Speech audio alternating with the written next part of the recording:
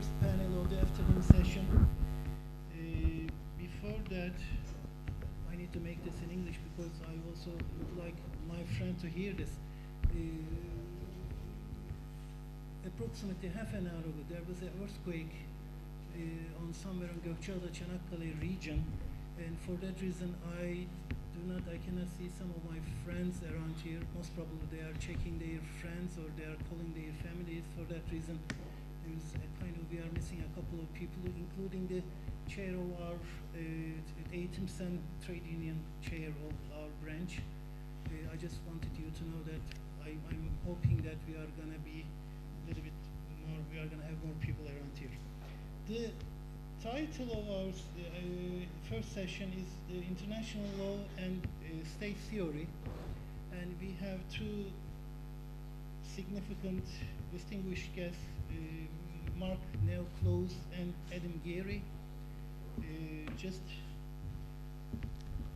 following the program.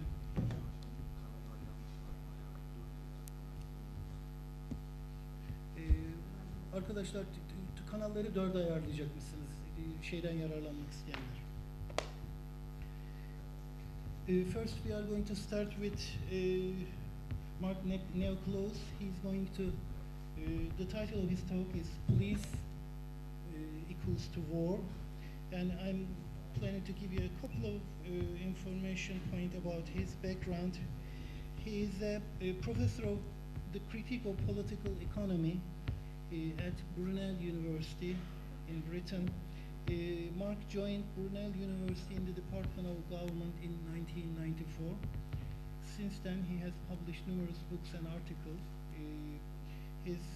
I just actually found out that his most recent book is a work of counter-strategic thinking being developed through a critical exploration of war and peace and a revitalization of categorical pacification. Impressively, his work has been translated into Chinese, Korean, Spanish, Turkish, French, Italian, and German. If I'm not mistaken, 4 of his books are available in Turkish, which is amazing. He's on the editorial collective of the Journal of Radical Philosophy, and also he's a member of the editorial collective of Red Quill Books. He publishes immensely. Just for a couple of them, in just a couple of months ago, his book came out, War Power, Police Power. In 2011, he published Anti-Security. In 2008, Critical Security. 2005, The Monsters of the Dead, Mark Fascism. 2003, in 2 books. There is no way for me to complete this list. And he's interested in counter-strategic thinking through a critical engagement with the concepts of war and peace, police and pacification, and the logical capital accumulation. And now I'm leaving the word to my friend, dear friend, Mr. Marcus Neoclose, please. Thank you.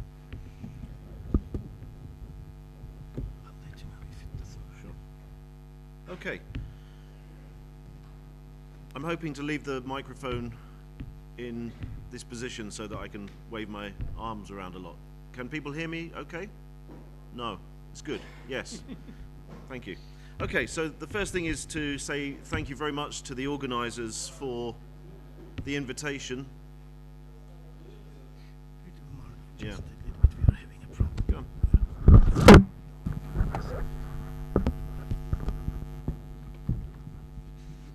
Okay.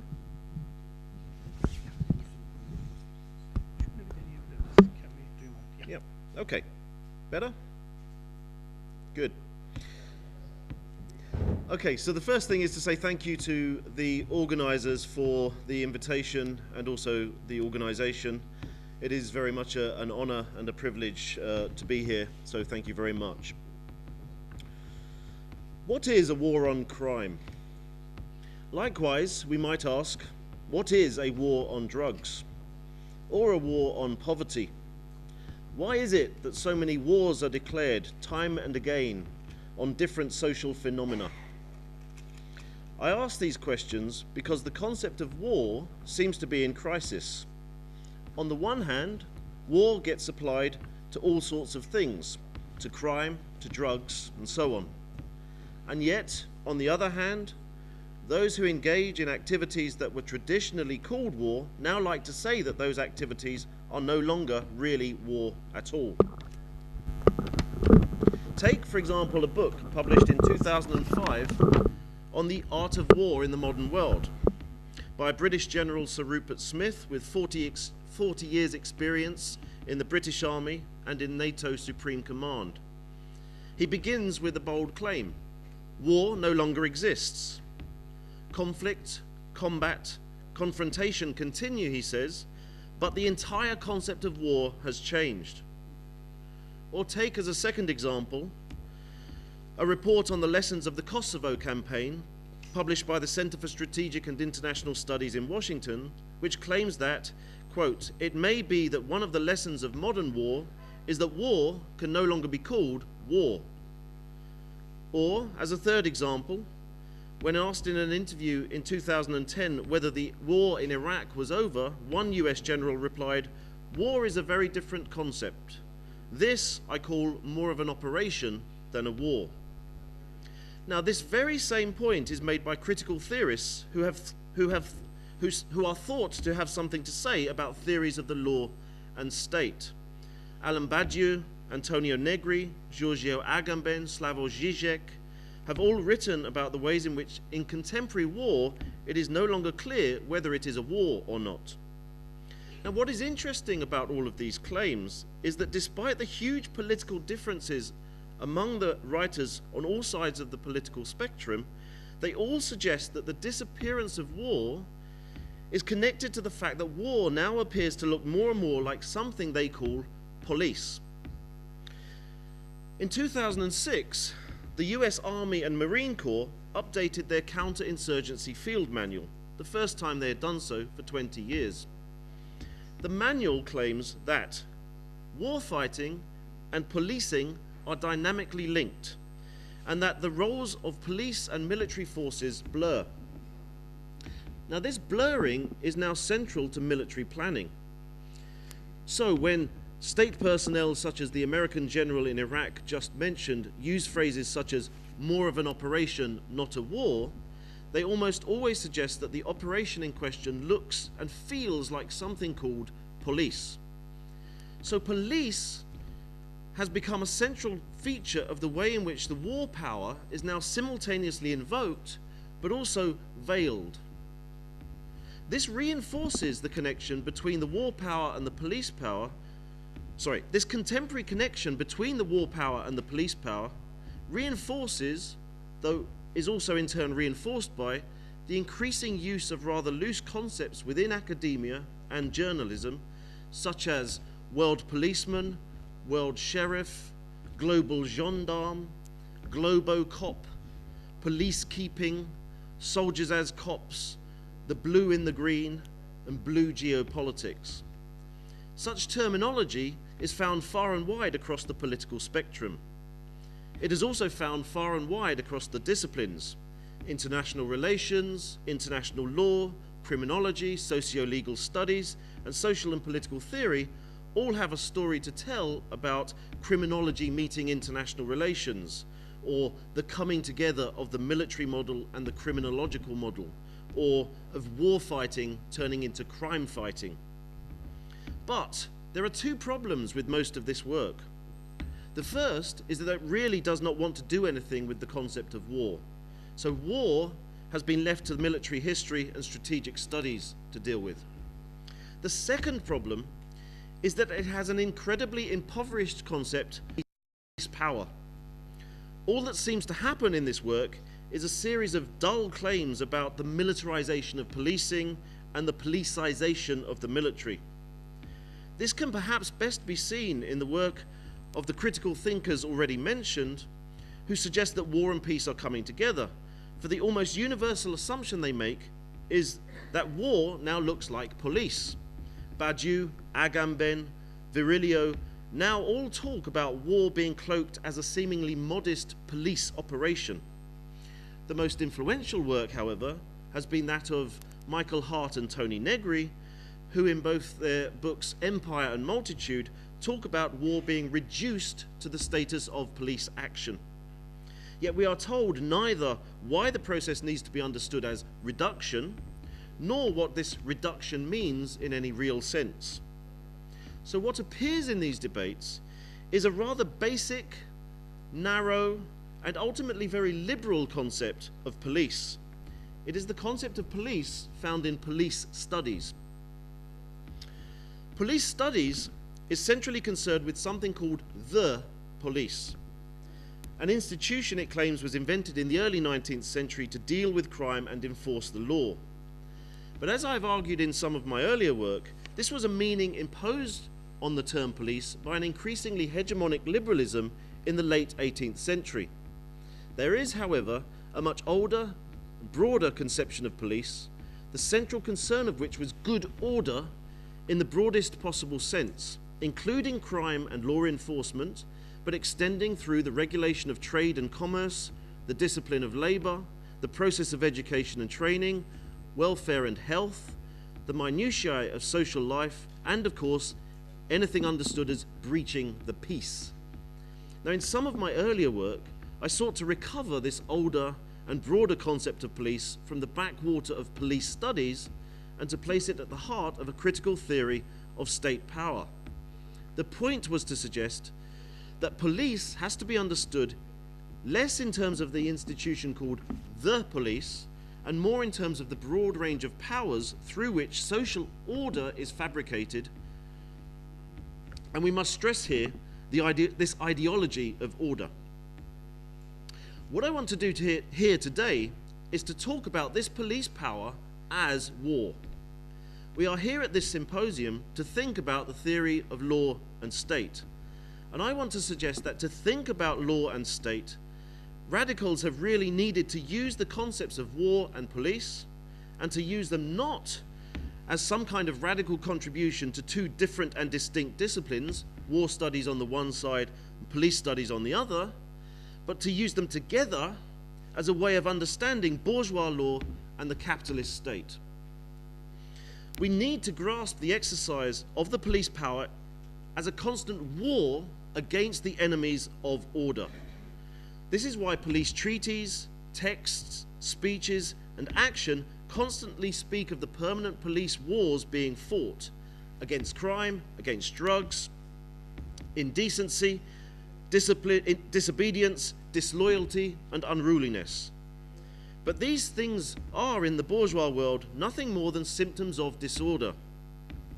And so we have to read the wars on crime, on drugs, and so on as, in essence, a war on disorder, a war for order, a police war, a war against those enemies said to be behind crime, drugs, and so on.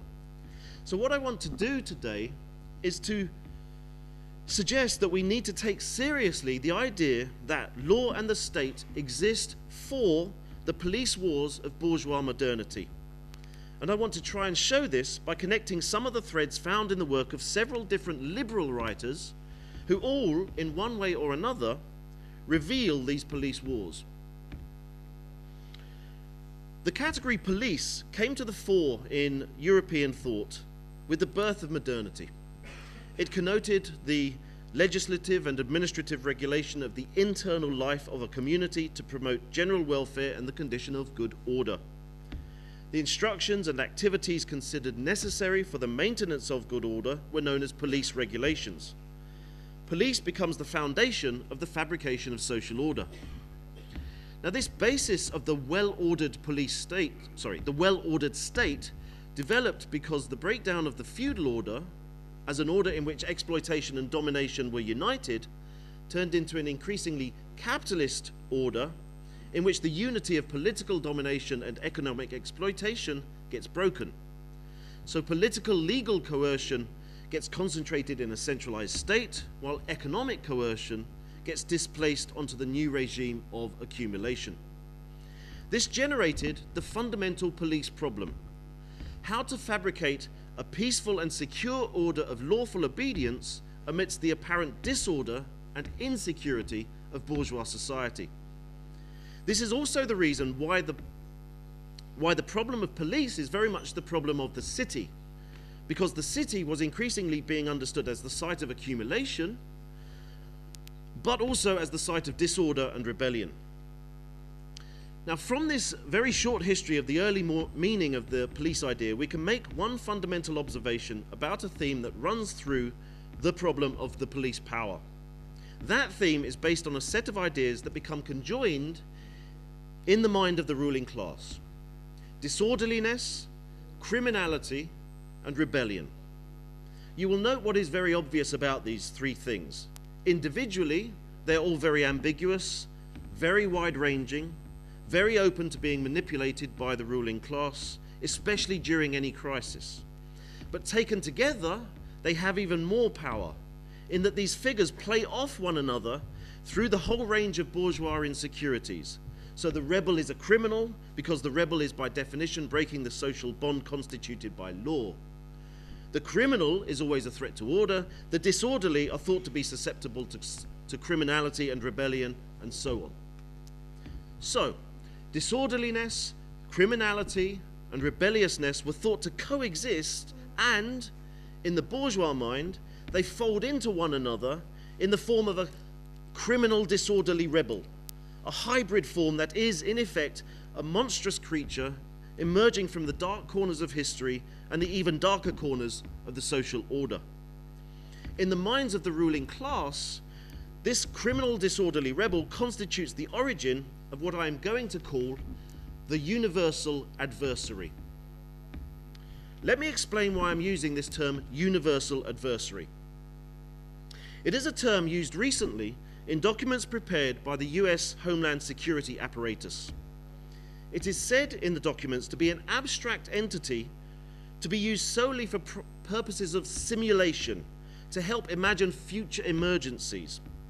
But the documents also hint that this universal adversary has a material foundation. The material foundation of the universal adversary is, quote, terrorists, domestic radical groups, state-sponsored adversaries, or, in some cases, disgruntled employees. Note that description. For the security state, the threat comes not just from terrorists, but also radicals and maybe even unhappy and rebellious workers. Taken together, these constitute the universal adversary now. I suggest that the contemporary universal adversary in fact has long roots in the way the ruling class and the state thought about the criminal, disorderly rebel as capitalism developed. And so I will continue to use this term to describe the enemy against which the police power considers itself to be at war. This universal adversary, this enemy of bourgeois order, was understood historically as a lawless creature. Note the term used by Thomas Hobbes to describe the masterless men of the modern age. This is a group, quote, without subjection to law, he says. Now, in the English language, the period which sees the growth of the police idea, which is, in effect, the transformation of feudalism to capitalism, is the period that lawless and lawlessness come into widespread use, and connected to disorderly and disobedient with the idea that the absence of law inherent in lawlessness was closely associated with the figure of the criminal. The lawless creature constitutes the security problem of the age, and as the security problem of the age, the lawless creature is the fundamental police problem, which is precisely why it is the earliest form of the universal adversary. So, revolt, rebellion, criminality, disorderliness are always understood by the police power as lawlessness. But there is also an additional point to make, which is that the lawless creature is always thought to be at war with the social order. Thus, outlawry came to be practiced as a police power, in the sense that one could be outlawed as punishment, organizing them. This also stems from the fact that war was deeply connected to the idea of punishment in the bourgeois mind, and that for the most part the punishment was concerned with crimes against property, a point to which I will return later. So, what I'm trying to suggest is that it is impossible to understand the development of the police concept without understanding that concept in conjunction with the concept of war, and without also understanding that this war was and is a war against the universal adversary of bourgeois order. My comments about lawlessness also mean that we have to think of war alongside the ideology of law. Now here we might shift our focus a little and turn to the bourgeois understanding of law and war that develops at the same time as the police idea and which still retains its power now. Liberal commentaries on law and war essentially require us to think about international law and the just war. But I want to suggest that the same arguments that liberalism developed to apply to war and law internationally might also help us to consider the relation between the war power and the police power domestically. Let me try and make this case with reference to some of the major liberal theorists of international law, such as Vittoria and Grotius. Both Vittoria and Grotius are regarded as key thinkers in liberal theories of the just war, making claims about the rights of indigenous peoples and assumptions about natural law and thus the international law of nations. But in both cases, the central issue dealt with is not one of managing order between formally equal sovereign states, but is a question of constituting order among culturally different entities. And the wider context is that these culturally different entities were the stumbling block to European colonization. So according to Vittoria, the natural rights and duties of the law of nations are society and fellowship, trade and commerce, communication, and the freedom to travel. Because trade is essential to human communication and exchange, the right to maintain lines of communication through trade and exchange is a right of natural law. Hence he says that, quote, "The Spaniards have a right to travel and dwell in those countries so long as they do no harm to the barbarians." And he goes on, quote, "They may lawfully trade among the barbarians so long as they do no harm to their homeland." Conversely, any refusal by indigenous peoples to trade with the Spaniards constitutes a refusal to maintain natural lines of communication. Moreover, Vittoria also insists that if there are any things held in common by the barbarians, then the barbarians must permit a colonizing power to share them. The reason for this is based in part on the principle of trade and in part on the idea that in natural law, a thing which does not belong to anyone becomes the property of the first taker. So common property is not property at all. Should the barbarians try to deny the Spaniards what is theirs by the law of nations and natural law, then they commit an offense against them and need to be punished. Again, note this idea of punishment, because it is a reminder of how close these ideas are to questions of police power, and as I said, I will return to it. Vittoria's argument is a major contribution to the emerging international law of nations, but was also an important contribution to an emergent discourse of political economy centered on commerce and accumulation. Any peoples unwilling to engage in trade are acting against the interest of all mankind, and any common land use by the Indians has to be treated as an illegitimate form of property, which must therefore be abolished and replaced by the law of private property. So, dispossession is legitimized on the ground of natural law, but also on the grounds of the international laws of war. It is this dispossession and replacement of common property with private property that becomes central to the colonizing project and to bourgeois political economy thereafter, and is the point at which the question of the just war becomes crucial. And this is the point that Grotius then develops. One of the fundamental laws of nature to Grotius is that it is permissible to acquire and retain for oneself those things which are useful for life. This law suggests that it is a right of self-preservation possessed by individuals which allows them to acquire as many goods as possible so long as this does not deny to others their own legitimate ownership. On this basis, Grotius could defend Dutch colonialism in the Indies, but the right to engage in commerce applies equally to all peoples. It is a fundamental part of the law of nations that trade should be free. Grotius's argument about war is therefore very much like Vittoria's. It needs to be read as an argument concerning property as much as it is an argument concerning sovereignty. Grotius is suggesting that there exists a fundamental right to exercise violence in order to ensure that trade routes remain open and that commerce remains free. So the just war exists when freedom of trade is being defended. Thus, despite being famous for his work on the laws of war and peace, the overriding phenomenon for Grotius is war waged in the name of accumulation. For Grotius and Vittoria, there is a legal justification for a colonizing state's right to engage in war against native peoples. This is a liberal law of war, the just war, offering a claim about legitimate violence that remains with liberalism thereafter. And at the heart of it is a war of accumulation. What does all this tell us? What I'm trying to get at here is the logic of violence at the very heart of liberalism. Now, what makes this logic very hard to grasp is that liberalism likes to separate the idea of violence from the general idea of liberal politics, which it presents as a political philosophy of peace. Liberalism wants to be able to threaten violence whilst denying or masking the violence that it inflicts in the name of a liberal capitalist order. This is why law comes to play such a central role in liberalism. Its ideology of the rule of law works by rendering certain kinds of violence illegitimate and illegal, and other kinds of violence legitimate and legal. Now, this combined threat of violence, but also the veil cast over the violence, forms the foundation of the just war theory on the one hand, and the administration of justice on the other hand, or the foundation, in other words, of the war power and the police power. What I am suggesting is that bourgeois law and violence flow into one another. Violence is not some kind of legal aberration, but is central to bourgeois law, one means through which law acts in the world.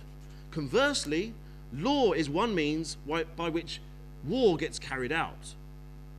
Now, in geopolitical terms, this is a way of saying that international law was from the outset a strategic asset in the conduct of liberal warfare, the legal form through which capitalist states and corporations fought for domination over the world and to order the world for accumulation. So we therefore need to consider law as facilitating rather than restricting war. In other words, we need to consider the ways in which war and law are woven into each other in the international capitalist order. This is why war is integral to capital as a material formation and the very concept of liberty that lies at the heart of liberalism. Far from outlawing violence, liberalism seeks to regulate it and see that it is exercised for just reasons, offering an argument not against war, but for war, conducted in the right manner and for the right reasons being bound up with accumulation. All of which is a way of saying that in the bourgeois mind, the global war of accumulation is the archetypal just war.